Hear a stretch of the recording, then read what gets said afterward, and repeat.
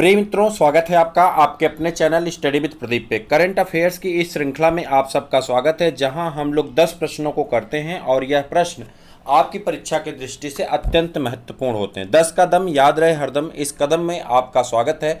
और आज हम लोग कुछ महत्वपूर्ण प्रश्नों को करने वाले हैं, जिसमें आज हम आपको बता दें, पहला जो स्क्रीन पे प्रश्न आपको दिखाई दे रहा है डिस्प्ले का प्रश्न है, जिसे थंबनेल का प्रश्न भी कहा जाता है। यह प्रश्न है आपका, भारत सबसे पहले किससे ब्रह्मोस मिसाइल निर्यात करेगा, यानी वह कौन ऐसा देश है जिसे भारत सबसे पहले जो है ब्रह्मोस मिसाइल निर्यात करने वाला है। ये प्रश्न का आंसर आपको देना है कमेंट बॉक्स में। इस प्रश्न का आंसर आप कमेंट बॉक्स में दीजिए। देखते हैं कितने लोग सही आंसर देते हैं। एक पोलिंग चलती है और देखते हैं कितने लोग सही आंसर दे पाते हैं। चलिए, उसके बाद अगर आपको इसका पीडीएफ प्राप्त करना है तो आप इस नंबर पे व्हाट्सअप करके वहाँ पे करंट अफेयर्स लिख करके आप हमारे साथ जुड़ सकते हैं। आपको इसका पीडीएफ मिल जाएगा। शून्य से शिखर तक, यानी कोई भी करंट अफेयर्स का कैसा भी प्रश्न होगा आपके एग्जाम में, सभी प्रश्नों को एक एक करके नस्त नाबूद यहाँ पे किया जाएगा। आने वाले एग्जाम में आपका एक भी प्रश्न यहाँ से छूटेगा नहीं, ये हमारा आपसे वादा है। और सारे प्रश्न यहाँ पे जो कराए जाएंगे वो आपके एग्जाम में देखने को अवश्य मिलेंगे। एक दिन में 10 प्रश्न, यानी 30 दिन में हम लोग 300 प्रश्नों को करने वाले हैं, जो आपके लिए बहुत महत्वपूर्ण होने वाले। चलिए स्टार्ट करते हैं। पहला प्रश्न आपके स्क्रीन पे कुछ इस प्रकार से, निम्नलिखित में से किस मंत्रालय ने 14 जनवरी 2022 को वैश्विक सूर्य नमस्कार प्रदर्शन कार्यक्रम का आयोजन किया। आपको बताना है वैश्विक सूर्य नमस्कार प्रदर्शन का आयोजन किस मंत्रालय द्वारा किया गया है। आपको बताना है कि कौन सा भारत सरकार का मंत्रालय है जिसके द्वारा 14 जनवरी 2022 को, यानी मकर संक्रांति के दिन, सूर्य नमस्कार नामक कार्यक्रम का क्या किया गया, प्रदर्शन किया गया। आपको इसके बारे में बताना है। जल्दी से बताइए सही आंसर क्या है। आप सबने सही आंसर बताया कि सही आंसर क्या होगा, आयुष मंत्रालय। सही आंसर क्या होगा, आयुष मंत्रालय होगा। अब इसके बारे में आप हमें कुछ अगर बता सकते हैं तो जरूर बताइए। भारत सरकार के आयुष मंत्रालय के द्वारा मकर संक्रांति के पावन अवसर पर, यानी 14 जनवरी को जो मकर संक्रांति मनाई गई, इसके पावन अवसर पर सूर्य नमस्कार नामक कार्यक्रम जारी किया गया है, यानी कार्यक्रम आयोजन किया गया है। यह कार्यक्रम पूरे भारत में 75 लाख लोगों के लिए किया गया। कितने लाख? 75 लाख लोग इसमें शामिल हुए हैं। इस कार्यक्रम में 75 लाख लोगों के लिए आयोजन किया गया। यह कार्यक्रम के दौरान सूर्य नमस्कार से सूर्य की किरणों से जो आपको ऊर्जा मिलेगी, उस ऊर्जा के लिए किया गया है। और यह बताया गया है कि ग्लोबल वार्मिंग और जलवायु परिवर्तन पर एक संदेश दिया गया है कि सूर्य की रोशनी कितनी चटक होती जा रही है, यानी जो वायुमंडल का तापमान है वह कितना बढ़ता जा रहा है। इसके लिए हमें क्या करना चाहिए, इस पे भी यहाँ पे विचार संगोष्ठी रखी गई। यानी आपको इतना याद रखना है कि किसने, जो आपको प्रश्न में आंसर बस उतना ही याद रखना है, किस मंत्रालय द्वारा किया गया। तो आप कहेंगे आयुष मंत्रालय द्वारा किया गया। इसकी पहल कहाँ से की गई? 14 जनवरी से की गई। ठीक है, 14 जनवरी को क्या मनाया जाता है? मकर संक्रांति। ये बताना ही नहीं, सब लोग जानते हैं। ठीक है, कार्यक्रम का नाम क्या है? सूर्य नमस्कार। इसके बाद दूसरा प्रश्न आपके स्क्रीन पे कुछ इस प्रकार से दिखाई पड़ रहा है, जिसका आंसर आप बता सकते हैं। आसान क्वेश्चन है और ये आसान क्वेश्चन है, मुझे लगता है सब लोग इसका आंसर बता देंगे। निम्नलिखित में से कौन सा राज्य संघ राज्य क्षेत्र भारतीय रेलवे नेटवर्क के साथ वर्ष 2021 में जुड़ा? आपको ये बताना है वर्ष 2021 में भारतीय रेलवे नेटवर्क, यानी जो रेलवे है हमारा, जो इंडियन रेलवे है, इस इंडियन रेलवे के साथ पूर्वोत्तर का कौन सा ऐसा राज्य था जो अभी तक नहीं जुड़ा था, वह राज्य जुड़ चुका है, उसके बारे में आपको बताना है। आप कहेंगे वह राज्य कौन है? मणिपुर है। कौन सा राज्य है? मणिपुर है। मणिपुर राज्य जो है ये आपका रेलवे से जुड़ गया, यानी इंडियन रेलवे से जुड़ चुका है। इसके बारे में अगर आपसे प्रश्न पूछा जाए तो आप इस प्रश्न का सही जवाब दे सकते हैं। अगर आपसे कभी पूछा जाए कौन सा ऐसा जो है राज्य था जो 2021 में किससे जुड़ा है? रेलवे से जुड़ा है, यानी भारतीय रेलवे के साथ इसका जुड़ाव हुआ है। तो आप इसका आंसर क्या बताएंगे? वह होगा आपका, जल्दी से बता दीजिए कौन सा आंसर होगा? मणिपुर होगा। ठीक है, तो ये इसके बाद हम लोग आगे बढ़ेंगे अगले प्रश्न की तरफ। और अगला प्रश्न आपका कुछ यहाँ पे इस प्रकार से है कि भारत में मेजर ध्यानचंद्र खेल विश्वविद्यालय, भारत में मेजर ध्यानचंद्र खेल विश्वविद्यालय का आयोजन कहाँ किया गया है? इसके बारे में आपको बताना है। मेजर ध्यानचंद्र खेल विश्वविद्यालय के बारे में आपको बताना है। जल्दी से बता दीजिए सही आंसर क्या है, कि इसका जो आयोजन है, यानी किस स्थान पे इसकी स्थापना की जा रही है, तो इसके बारे में आपको एक आंसर के रूप में बताना है। जल्दी से बताइए। तो आंसर आपका होगा उत्तर प्रदेश के लिए महत्वपूर्ण प्रश्न यह है आपका, और इसमें आपका आंसर क्या हो जाएगा, आपके सामने आंसर दिखाई पड़ रहा होगा, कौन सा है, मेरठ। और मेरठ को आप सब जानते हैं कि यहाँ पे लकड़ी के बर्तन के लिए, लकड़ी के सामान के लिए बहुत फेमस है। कई बार यहाँ से प्रश्न पूछा जाता है, खास करके उत्तर प्रदेश की किसी परीक्षा के लिए। ठीक है, अब इसके बाद आगे बढ़ जाएंगे और आगे बढ़ेंगे। अच्छा, आपसे एक प्रश्न और पूछ लें, चलिए आगे बढ़ते हैं। अभी प्रश्न हम आपसे पूछ रहे हैं, कौन सा प्रश्न होगा उस प्रश्न का आंसर आप हमें दीजिएगा। नवंबर 2021 में एक घटना है, नवंबर 2021 की, और प्रधानमंत्री नरेंद्र मोदी ने एशिया के सबसे बड़े, यानी एशिया का सबसे बड़ा जो हवाई अड्डा है उसका शिलान्यास किए हैं। और यह शिलान्यास कहाँ किया गया है? उत्तर प्रदेश की किसी परीक्षा के लिए बहुत अत्यंत महत्वपूर्ण प्रश्न आपके सामने है कि जो है कौन सा ऐसा जो है आपका हवाई अड्डा है जिसका शिलान्यास प्रधानमंत्री मोदी जी द्वारा किया गया है, और इस शिलान्यास किससे संबंधित है? उत्तर प्रदेश से संबंधित है। और सबसे बड़ी चीज़ है कि आने वाले एग्जाम के लिए ये बहुत महत्वपूर्ण प्रश्न है, कहाँ से संबंधित है? तो आपका आंसर जल्दी से आना चाहिए, और आपका आंसर सही आ रहा है। कौन है? नोएडा अंतर्राष्ट्रीय हवाई अड्डा, जिसे हम लोग जेवर के नाम से जानते हैं। अभी आपने देखा कि जेवर पूरा फेमस हो गया था, खास करके जब चुनाव का समय था तो कहा जाता था कि जो लोग नोएडा गए हैं वो लोग कभी दोबारा जीत नहीं पाए हैं। लेकिन उसके बाद ये चीज़ें आपकी देखिए क्लियर होती चली गई कि फिर योगी जी जीत गए। हालांकि राजनीतिक बातें नहीं करनी यहाँ पे। तो नोएडा अंतर्राष्ट्रीय हवाई अड्डा जेवर जो है, ये आपका कैसा हवाई अड्डा है? प्रधानमंत्री नरेंद्र मोदी द्वारा किया गया है, और एशिया का सबसे बड़ा हवाई अड्डा है ये। ठीक है, चलिए आगे बढ़ जाते हैं। निम्नलिखित में से किस फिल्म में सर्वश्रेष्ठ चलचित्र ड्रामा के लिए गोल्डन ग्लोब अवार्ड 2022 से क्या किया गया? गोल्डन ग्लोब अवार्ड 2022 जीता है। इसके बारे में आपको बताना है कि कौन सा ऐसा है जो गोल्डन ग्लोब अवार्ड 2022 यानी चलचित्र ड्रामा में जीता है, और इसके बारे में आपको बताना है।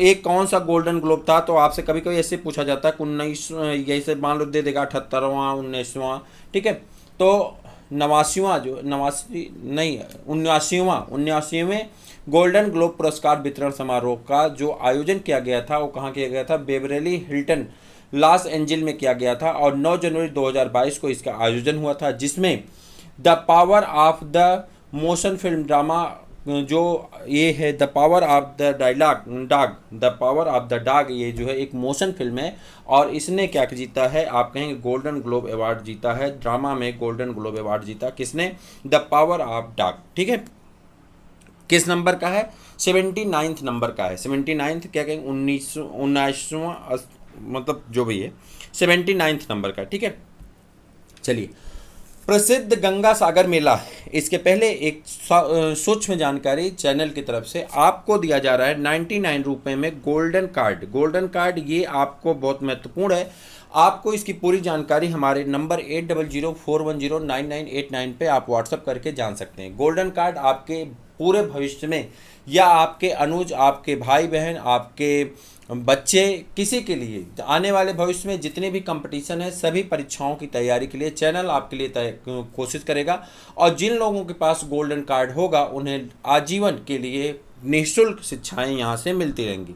लेकिन जिन लोगों के पास गोल्डन कार्ड नहीं होगा तो उस बैच की आपको फीस पेड करनी होगी। यानी कोई भी बैच अगर चैनल रन कराएगा, चाहे वो आप हों, आपके सगे संबंधी हों, यानी आपसे रिलेटेड 3 लोग ऐसे हो सकते हैं जिन्हें इसका लाभ मिल सकता है। यानी आप ले सकते हैं, या आपके भाई बहन ले सकते हैं, आप अपने किसी सगे संबंधी को दे सकते हैं, या आप अपने बच्चे को दे सकते हैं।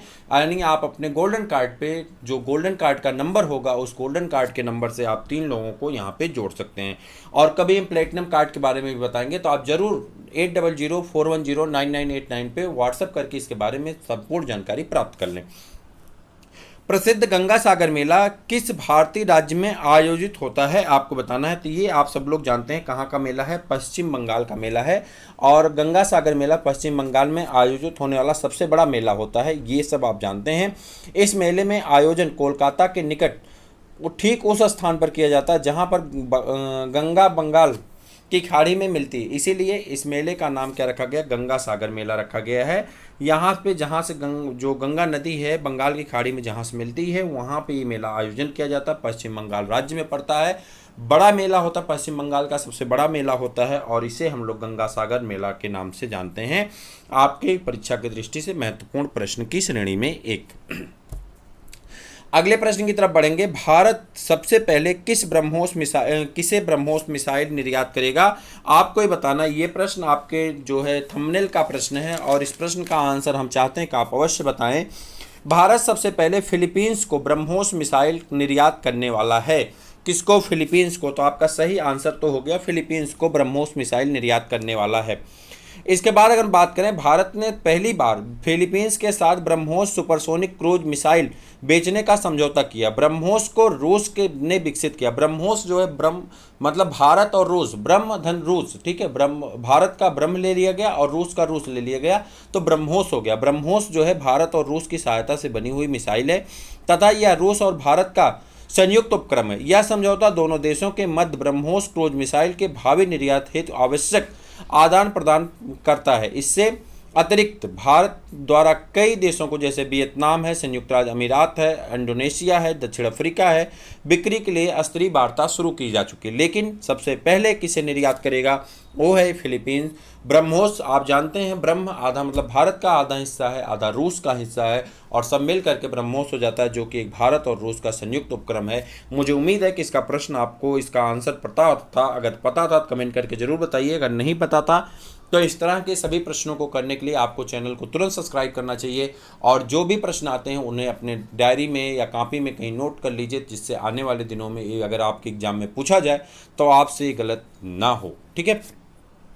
इनमें से किसने अपने कैरियर की अंतिम गेंद पर एक विकेट लेकर के टेस्ट क्रिकेट से संन्यास ले लिया? देखिए, ये प्रश्न कुछ लोग कहेंगे कि कौन सा प्रश्न है, लेकिन अगर आपने जो एनडीए का पेपर हुआ है, एनडीए का पेपर हुआ है 2022 में, उस एनडीए के पेपर में यह प्रश्न पूछा गया है, ठीक है। आपको नहीं यकीन होगा तो आप एनडीए का पेपर गूगल कर लीजिए और देख लीजिए, एनडीए के पेपर में यह प्रश्न पूछा गया है।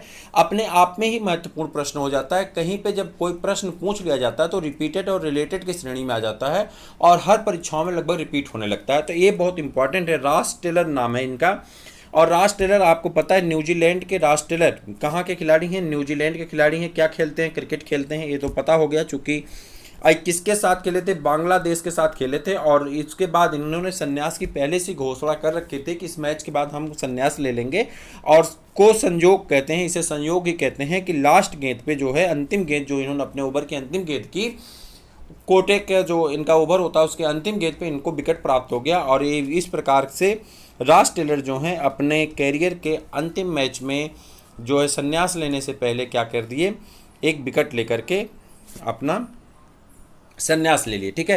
रॉस टेलर दुनिया के एकमात्र ऐसे इंटरनेशनल क्रिकेटर हैं जो खेल के तीनों फॉर्मेट में 150 से ज़्यादा मुकाबले खेल चुके हैं, ठीक है। 150 से ज़्यादा मुकाबले खेलने वाले रॉस टेलर दुनिया के पहले ऐसे खिलाड़ी हैं, ठीक है। चलें आगे। ट्विटर के सीईओ कौन है? आपको बताना है। ट्विटर के, आप सब ट्विटर चलाते हैं, हम भी कहते हैं कि आप ट्विटर पे ट्वीट करिए कि जो यूपीएसआई का लोचा चल रहा है, लेखपाल का लोचा चल रहा है, ट्वीट करने के लिए अक्सर हम भी कहते रहते हैं। तो आपको ये बताना है ट्विटर के सीईओ कौन है। मान लीजिए आप ट्विटर चिल्ला रहे हैं और किसी ने मजाक बस आपसे पूछ लिया कि भैया ट्विटर के सीईओ के बारे में बता दीजिए, तो आपकी बेइज्जती ना हो, आप जल्दी बता दीजिए, ट्विटर के बारे में कुछ बताइए। ट्विटर के जो सीईओ हैं उनका नाम है पराग अग्रवाल। क्या नाम है? पराग अग्रवाल उनका नाम है। अब बात करते हैं यहाँ पे और लोग लिखे गए, जैसे कि सत्या नडाल लिखेंगे। सत्या नडाल जो हैं भारतीय मूल के व्यक्तियों में अलग अलग कंपनियों के पद पे, जैसे कि सत्या नडाल की अगर हम बात करें तो किसकी कंपनी में है? माइक्रोसॉफ्ट में। किस में है? माइक्रोसॉफ्ट में है। सत्या नडाल किस में है? माइक्रोसॉफ्ट के सीईओ हैं। सुंदर पिचाई आप सब लोग जानते किसके हैं? गूगल इंक के सीईओ हैं। गूगल इंक के क्या हैं? गूगल इंक के सीईओ हैं।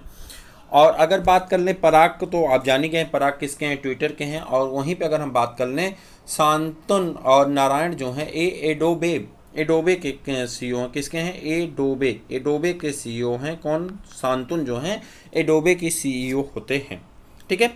चलिए आगे बढ़ जाते हैं अगले प्रश्न की तरफ। लीलावती का लेखक भास्कर द्वितीय था। आपको बताना लीलावती का लेखक भास्कर द्वितीय था। क्या था भास्कर द्वितीय? क्या था? ये प्रश्न आपका थोड़ा सा टिपिकल है लेकिन आपके लिए आसान हो जाएगा। गणितज्ञ थे। अब कौन थे ये आप बताते हैं। भास्कराचार्य या भास्कर द्वितीय प्राचीन भारत के एक प्रसिद्ध गणितज्ञ एवं ज्योतिषी थे। इनके द्वारा रचित मुख्य ग्रंथ सिद्धांत शिरोमणि है, जिसे लीलावती बीजगणित, ग्रह गणित और जो है क्या कहते हैं, ग्रह गणित, बीज गणित और लीलावती गणित, इन सभी के नाम से जाना जाता है। भास्कराचार्य का जन्म भारत के विजयपुरा में हुआ था। ये 1114 ईस्वी में हुआ था इनका जन्म। तो ये आपसे पूछे जाते हैं क्या है, गणितज्ञ हैं। आजकल ट्रेंडिंग का प्रश्न है, इस प्रश्न को आप ध्यान रखिएगा। ये प्रश्न लगातार 3-4 एग्जाम में पूछा जा चुका, जैसे बिहार पीसीएस में पूछा गया और उत्तराखंड पीसीएस में पूछा गया, आपके यहाँ समीक्षा अधिकारी में पूछा गया, एनडीए में पूछा गया लगातार। अभी एक पेपर कुछ हुआ था राजस्थान में, कौन सा पेपर, वहाँ पे भी यह प्रश्न रिपोर्ट, मतलब ये 6-7 पेपर में रिपीट होने वाला प्रश्न है। बस आप इतना याद रखिए, लीलावती एकदम सेम टू सेम प्रश्न रिपीट हो रहे हैं सब जगह। लीलावती के जो लेखक हैं इनका नाम एक क्या है, गणितज्ञ हैं, बस इतना याद करिए। लीलावती से गणितज्ञ याद रखिए, आपका काम आसान हो जाएगा। सेम टू सेम प्रश्न रिपीट हो रहे हैं कहीं ना कहीं। अब इसके बाद हम लोग कुछ इंपॉर्टेंट प्रश्न करने वाले हैं, जैसे कि अप्रैल और मई महीने के कुछ महत्वपूर्ण दिनों के बारे में हम लोग चर्चा करेंगे और बहुत तेज़ी के साथ चर्चा करेंगे। जैसे कई महत्वपूर्ण दिवस होते हैं, इसे हम रिवीजन करते रहेंगे तो हमारा याद हो जाएगा धीरे धीरे। अप्रैल महीने में अगर हम बात करें तो अप्रैल महीने में एक दिवस मनाया जाता है 7 अप्रैल को, विश्व स्वास्थ्य दिवस। आप सब देखे होंगे, स्वास्थ्य मंत्री द्वारा इसमें बहुत सारी बातें कही गई। विश्व स्वास्थ्य दिवस, ये आपको याद रखना। विश्व स्वास्थ्य दिवस हमने एक वो कराया था 2021 तक के सभी दिवस और उसकी थीम, अगर आप याद नहीं किए तो वीडियो जरूर देखिएगा, बहुत महत्वपूर्ण वीडियो है।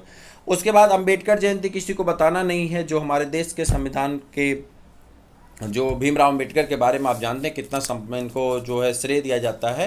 तो अंबेडकर जी के जयंती के बारे में सबको पता होगा, 14 अप्रैल को मनाया जाता है।